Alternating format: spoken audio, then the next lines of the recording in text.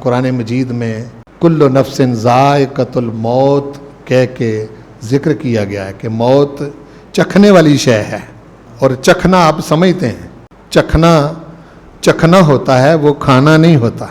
آپ اپنے گھروں میں اپنی خواتین کو کھانا پکاتے دیکھتے ہیں تو وہ کھانا پکاتے ہوئے چکھتی ہیں، کھاتی نہیں ہیں.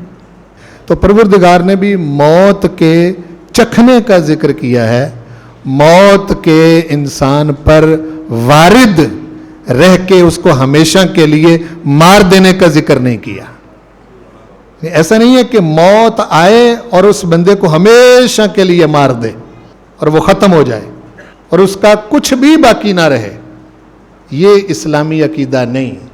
جن کا عقیدہ یہ ہے کہ موت سے بندہ مر کے ختم ہو جاتا ہے، وہ اپنے عقیدے کی خیر منائیں کہ ایسے لوگ قرآن مجید کی روح سے کافر ہیں، مسلمان نہیں ہیں. جس بندے کا یہ عقیدہ ہے کہ موت انسان کو ختم کر دیتی ہے اور انسان کا کچھ بھی نہیں باقی رہتا، اس بندے کا عقیدہ اسلام پر نہیں ہے. رسول کریم صلی اللہ علیہ وسلم کو یہ بات سمجھانے میں مکے کے کافروں کو 10 سال لگ گئے. اب 10 سال تک ان کو یہی سمجھاتے رہے کہ مرنے کے بعد دوبارہ اٹھنا ہے، مرنے کے بعد دوبارہ جینا ہے، مرنے کے بعد دوبارہ اللہ کی بارگاہ میں حاضر ہونا ہے، مرنے کے بعد اس زندگی کا جواب دینا ہے، مرنے کے بعد اس زندگی کا حساب دینا ہے. یہ بات حضور کریم صلی اللہ علیہ وسلم ان کو سمجھاتے، لیکن یہ بات ان کی سمجھ میں نہیں آتی تھی.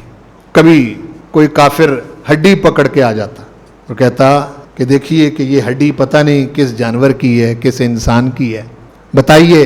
من یحیی العظام وہی رمیم، سورہ یاسین. یہ جو ہڈی ہے یہ رمیم ہو گئی ہے، بسیدہ ہے، ہاتھ لگانے سے اس کے کنارے گرتے ہیں. یا رسول اللہ، میں ادباً کہہ رہا ہوں، وہ تو سیدھا سیدھا حضور کا نام لیتے. اس بسیدہ ہڈی کو من یحیی کون زندہ کرے گا؟ چونکہ ان کا عقیدہ کیا تھا کہ موت آنے سے بندہ مر گیا اور ختم ہو گیا، تبھی تو وہ ہڈیاں پکڑ کے آتے. تو حضور علیہ الصلوۃ والسلام ابھی خاموش ہیں. پروردگار نے وحی نازل فرمایا کل یحیی الذی اول مرہ، محبوب نے بتاؤ کہ اس ہڈی کو وہ زندہ کرے گا جس نے اس کو پہلی بار بنایا تھا. اب تو پھر بھی ہڈی کا کوئی سیمپل بن چکا ہے.